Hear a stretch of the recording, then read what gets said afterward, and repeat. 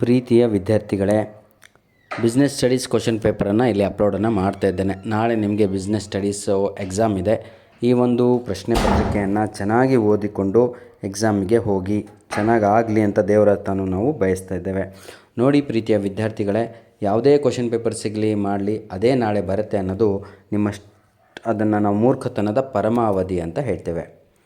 ಯಾರೇ ಕೊಟ್ಟರು ಕೂಡ ಅಲ್ಲಿ ಆ್ಯನ್ಯುವಲ್ ಎಕ್ಸಾಮಲ್ಲಿ ಚೇಂಜ್ ಮಾಡೇ ಬರುವಂಥದ್ದು.